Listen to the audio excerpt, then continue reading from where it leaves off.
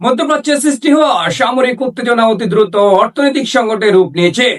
Hormuz প্রণালীতে জাহাজ চলাচলের বাধার কারণে জ্বালানি তেলের দাম ব্যাপক হারে বেড়েছে। তরলকৃত প্রাকৃতিক গ্যাস বা এলএনজি সংকটের আশঙ্কায় ভুগছে এশিয়ার দেশগুলো। বাংলাদেশে এর প্রভাব পড়ছে সারের কারখানায় এবং পাকিস্তানের শিক্ষা প্রতিষ্ঠান পর্যন্ত বন্ধ রাখার পরিস্থিতি তৈরি হয়েছে। অন্যদিকে জ্বালানির যোগান না থাকায় ভারত ও জাপানের মতো দেশগুলো এখন আবার কয়লার দিকে ঝুঁকে পড়ছে। পারস্য উপসাগরীয় দেশগুলো ইরাক ও ইরান এমন এক ভৌগোলিক অবস্থানে আছে যা বৈশ্বিক সার রপ্তানি ও খাদ্য আমদানির সংযোগস্থল। বিশ্বের মোট সারের 1/3 সমুদ্রপথে এই হরমুজ প্রণালী দিয়েই পার হয়। দীর্ঘ সময় যদি এই জলপথ অচল হয়ে থাকে তবে কেবল ব্যবসায়ী ক্ষতিগ্রস্ত হবে না, বরং সারা বিশ্বে কৃষিকাজের স্বাভাবিক মৌসুম বিপর্যয়ের মুখে পড়বে। বিশেষ করে উন্নয়নশীল ও দরিদ্র দেশগুলো সবার আগে সংকটের মুখে পড়বে, যারা খাদ্যের জন্য আন্তর্জাতিক সরবরাহ ব্যবস্থার উপর নির্ভরশীল।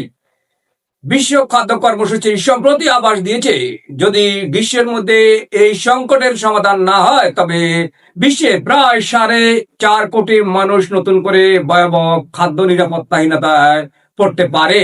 এমনকি যুক্তরাষ্ট্র, ভারত, ব্রাজিল ও অস্ট্রেলিয়ার মতো বড় কৃষি প্রধান দেশগুলো এর বাইরে থাকবে না, কারণ তারা বিপুল পরিমাণ সার আমদানি করে।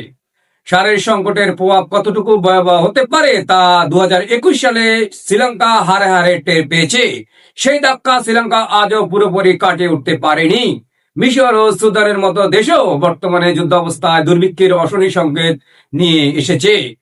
তবে এই ধ্বংসাত্মক পরিস্থিতি থেকে রক্ষা পাওয়া একটি পথ এখনো খোলা আছে। আমরা ইউক্রেন যুদ্ধের সময় দেখেছিলাম যে রাশিয়া ও ইউক্রেন একে অপরের ঘোর শত্রু হওয়া সত্ত্বেও জাতিসংঘ ও তুরস্কের মধ্যে মধ্যস্থতায় কৃষ্ণ সাগর দিয়ে খাদ্য পরিবহনের চুক্তি করেছিল।